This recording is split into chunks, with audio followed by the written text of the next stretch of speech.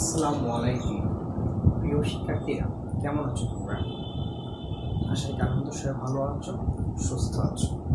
আমি তোমাদের হালিম স্যার চলে আসলাম আজকে পদার্থবিজ্ঞান দ্বিতীয় ক্লাস। যারা যারা আছো সবাইকে অসংখ্য ধন্যবাদ এবং যেসব শিক্ষার্থীর অভিভাবকরা আছেন আমাদের সাথে তাদেরকেও আমার সালাম রইল। তো আমরা প্রথম ক্লাসে আমি কিছু খুব বেসিক বিষয়গুলো নিয়ে কথা বলেছিলাম, মৌলিক রাশি 7টি নিয়ে কথা বলেছি। আজকেও গতি বিষয়ের গুরুত্বপূর্ণ বিষয়গুলো নিয়ে কথা বলবো। এটা খুবই গুরুত্বপূর্ণ। বন্ধুবান্ধবদের অবশ্যই এই ভিডিওটা দেখতে বলবা, পদার্থবিজ্ঞান নিয়ে যারা আছো। তো প্রথমে দূরত্ব বা স্মরণ করিয়েছিলাম, আমি আজকে ওগুলো ডিসকাস করবো। আজকে আমরা এই বিষয়গুলো করার চেষ্টা করবো। ঠিক আছে, আমরা শুরু করি তাহলে।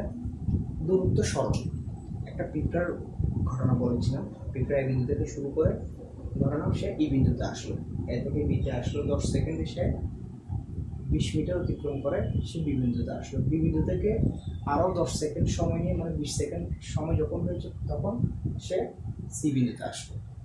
তারপর সি বিন্দু থেকে সে ডি বিন্দুতে আসলো, তখন 60 মিটার অতিক্রম হলো, তখন সময় হচ্ছে 30 সেকেন্ড। যখন সময় 40 সেকেন্ড তখন প্রায় 80 মিটার ও আসছে, অর্থাৎ এই হচ্ছে তার অতিক্রম। এখান থেকে এখানে 40, একেবারে 80 মিটার দূরত্ব। এরকম একটা পথে সে আসলো। সে যে ঘুরে ঘুরে আসতেছে, ঠিক আছে, এ থেকে বি এর এই যে কোনো দিক ছাড়া দূরত্ব, এখানে আমি দিকটা দিয়েছি, মনে করে দিকটা নেই, সে ইচ্ছা মতো এসেছে, এটাকে হবে, বা এ থেকে বিতে সে এইভাবে করো আসতে পারে, আঁকা বাঁকা করো আসতে পারে, এ থেকে ইতে। তাহলে এই পথটা হবে স্মরণ, দূরত্ব। এটা হবে দূরত্ব। স্মরণ কোনটা? এটাও দূরত্ব। আবার সে যদি এভাবে করে আসে, এটাও দূরত্ব। এই সবগুলো দূরত্ব। স্মরণ হচ্ছে শুধু রেড মার্ক এরিয়া, কি দুটা বিন্দুর মধ্যে সবচাইতে ছোট দূরত্বটাই হচ্ছে স্মরণ। আর দুটা বিন্দুর মধ্যে বিভিন্ন পথে যদি পথ থাকে, সেই অবস্থানের পরিবর্তন বা সেই দূরত্বটাকে, সেইটাই দূরত্ব। যে পার্থক্যটা আছে পথে, সেটাই হচ্ছে দূরত্ব। আর ক্ষুদ্রতম দূরত্ব, সবথেকে ছোট দূরত্বকে বলবো আমরা স্মরণ। আমরা জানি যে স্মরণ একটা ভেক্টর রাশি, তার দিকটা রাখবে, কিন্তু দূরত্বটা স্কেলার রাশি, সেটা দিকের প্রয়োজনে যে কোনো একদিকে সেখানে আসে পৌঁছবে হবে। এই ছিল আমাদের গত ক্লাস। ঠিক আছে, আজকে আমরা ভালো করে বুঝেছি যে স্মরণ দূরত্বটা হচ্ছে স্কেলার রাশি, এটা স্কেলার, মনে আছে বিষয়গুলো। আর এটা হচ্ছে কি ভেক্টর, যেটার প্রকাশ করার জন্য মানের সাথে দিকও দরকার, সেটা হচ্ছে ভেক্টর। আর যেটা শুধু মান দরকার, সেটা হচ্ছে স্কেলার। আমরা আজকে দ্রুতি বা বেগ পড়বো। বেগ খুবই গুরুত্বপূর্ণ জিনিস। দেখো বেগ জিনিসটা কি? বেগ হচ্ছে, আমরা তো স্মরণ বুঝলাম যে দুইটা বিন্দু থেকে আরেকটা বিন্দুর মধ্যবর্তী দূরত্ব স্মরণ। এখন সেই স্মরণটা যদি আমরা সময়ের সাথে হিসাব করি, 1 সেকেন্ডও কতটুকু গিয়েছে, সেটাই হয়ে যাবে বেগ। জাস্ট সময়ের সাথে যদি সেই স্মরণটা হিসাব করি, এই জন্য বলা হয় নির্দিষ্ট দিকে সময়ের সাথে কোনো বস্তুর স্মরণের পরিবর্তনকে বেগ বলে। সময়ের সাথে স্মরণের পরিবর্তন, ধরে নাও এই বিন্দুটা এ থেকে বিতে আসছে, স্মরণের পরিবর্তন হয়েছে না, এখানে সে 0, এখানে সে দাঁড়িয়েছিল, এখান থেকে সে বিতে আসছে, তাহলে তার একটা অবস্থানের পরিবর্তন হয়েছে, 20 মিটার সে আসছে, কত সেকেন্ড সময়? 10 সেকেন্ড সময়।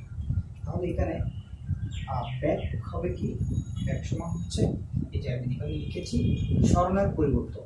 স্মরণের পরিবর্তন মানে সে 20 মিটার পরিবর্তন হয়েছে, এখানে 0 ছিল, এখানে 20, তাহলে 20 মাইনাস 0। আর সময়ের পরিবর্তন 10 সেকেন্ড পরিবর্তন, মানে কি এখানে এসে দাঁড়িয়েছিল, তখন সময় শুরু হয়নি, সময় হাঁটা শুরু করেছে, সময় শুরু হয়েছে। তাহলে সেখানে 10 মাইনাস 0, 0টা হচ্ছে এখানে, এখানে 0 মিটার 0 সেকেন্ড। বিষয়টা বুঝে সে স্থির অবস্থায় ছিল, এখান থেকে শুরু হয়েছে।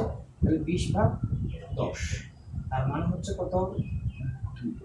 এটা হচ্ছে ব্যাগ, এটা হচ্ছে কি ব্যাগ জিনিসটা। স্মরণের পরিবর্তন যেহেতু সময়ের পরিবর্তন, একেবারে সহজ জিনিস। কোনো কিছু যদি অবস্থানের পরিবর্তন করে এক জায়গা থেকে আরেক জায়গায় যায়, সময়ের সাথে সে কতটুকু মান, সেটাই ব্যাগ। এই জন্য ব্যাক বলা হয়। সময়ের সাথে বস্তু সরানোর পরিবর্তনকে ব্যাক বলে। একক সময় দূরত্বটাকেও ব্যাক বলে, একক সময় অবস্থানের পরিবর্তনকে ব্যাক বলে। যেভাবেই তুমি ডাকি না কেন, তুমি যদি বিষয়টা বুঝো তোমার থেকে তুমি লিখতে পারো, যে কোনো একটা লিখতে হবে। সময়ের সাথে কোনো বস্তু সরানোর পরিবর্তন, স্মরণ হয়েছে, সময়ের সাথে মানে সময় দিয়ে ভাগ।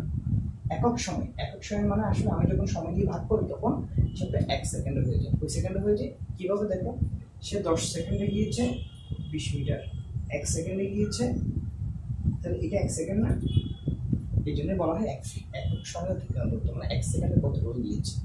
খুবই সহজ বিষয়টা, 1 সেকেন্ডে যতটুকু যাবে সেটাই হচ্ছে ব্যাগ। ওকে, তাহলে একক সময়ে অতিক্রম করতে আমরা ব্যাগ করব।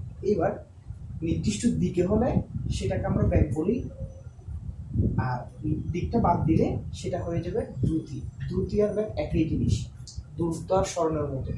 দূরত্ব যেরকম স্কেলার ছিল, দিকের প্রয়োজন নেই, দিক হলে সেটা স্মরণ হয়ে যায়। আর দ্রুতিও সেম জিনিস, দ্রুতি নির্দিষ্ট দিক না হলে সেটা হবে যে কোনো দিকে আমি বলবো যে কোনো দিকে সময়ের সাথে কোনো বস্তু স্মরণ পরিবর্তনকে দ্রুতি বলবো, আর নির্দিষ্ট দিকে স্মরণ পরিবর্তন ব্যাগ। তাহলে দ্রুতি ও ব্যাগও সেম জিনিস, একটা ভেক্টর একটা স্কেলার। কোনটা ভেক্টর, যেটাতে দিক লাগবে, ব্যাগের সময় দিক লাগবে সেজন্য সেটা ভেক্টর, আর দ্রুতির জন্য দিক লাগবে সেজন্য সেটা স্কেলার। এস দিয়ে স্কেলার বোঝাচ্ছে, বি দিয়ে ভেক্টর বোঝাচ্ছে। ব্যাগ সমান স্মরণের সময়, তুমি মনে রাখবা সে কতটুকু স্মরণ হয়েছে কত সময়ের মধ্যে, সেটাই হচ্ছে ব্যাগ। ওকে, আশা করি ব্যাগ নিয়ে কোনো সমস্যা হওয়ার কথা না। আমি এবার তোমার এখান থেকে এখানে ব্যাগ বের করলাম, এ থেকে বি, আবার এ বি সি কত আমরা ব্যাগ বের করতে পারি, ঠিক না? এখানে টোটাল কতটুকু দূরত্ব আসছে, এ বি বি সি কতটুকু হবে, এ বি বি সি এর ক্ষেত্রে টোটাল 20 যোগ দূরত্ব হচ্ছে 60 মিটার, আর সময় 30 সেকেন্ড। তাহলে তাও এবার একটা বিষয়, তুমি তো ব্যাগ জিনিসটা বুঝতে পেরেছ। এবার ব্যাগকে আমরা কি বলবো, সময়কে আমরা বলেছি 20 মিটার, সময়কে বলেছি 10 সেকেন্ড, স্মরণকে বলেছি 20 মিটার, কিন্তু ব্যাগটা কত আর ব্যাগটা কেন প্রয়োজন? আমি যখন কোনো গাড়ি চলে আমরা কি বলি, গাড়িটা এত বেগে চলতেছে, একটা কথা বলি না?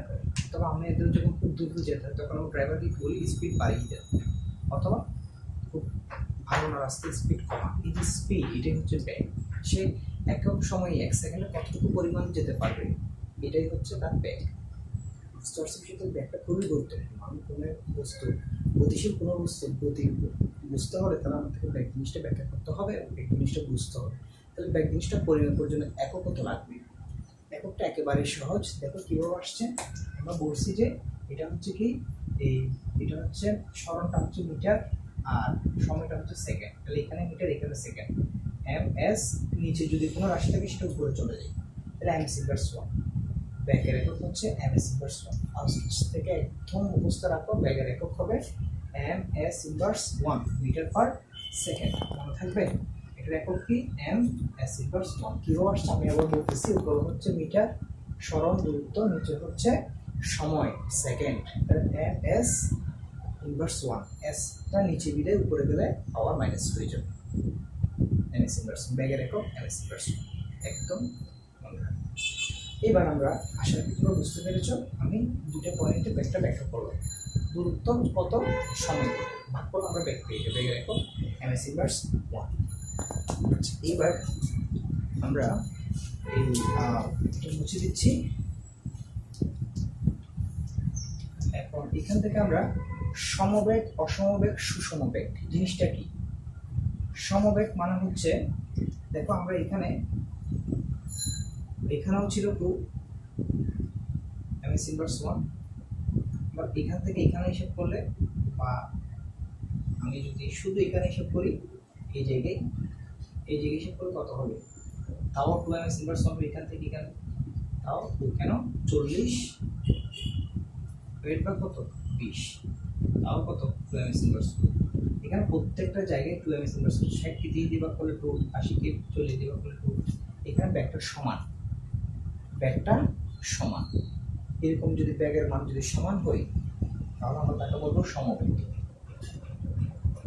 তাকে আমরা কি বলবো, সমবেগ। ঠিক আছে।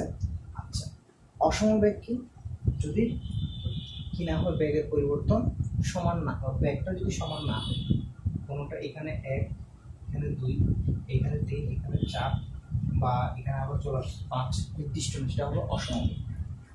ঠিক আছে। আর যদি সুষমবেগ হয়, সুষমবেগ মানে হচ্ছে এখানেও ধরো 2, এখানে 4, এখানে 6, এখানে 2 মিটার পার সেকেন্ড, এখানে 6 মিটার পার সেকেন্ড, এখানে 4 metre per second, 6 metre per, 8 metre per second, 2 metre তো 2 ms ইনভার্স 1 করার পর 2 করে বাড়ছে, তাহলে এটা হবে সুষমবেগ, বেগের পরিবর্তন সমান। ঠিক আছে, সমবেগ ভালো তুমি দেখে নিবা। সমবেগ হচ্ছে বেগের মানটা নির্দিষ্ট থাকে, বেগটা নির্দিষ্ট। অসমবেগ মানে বেগের মানটা সমান নয়।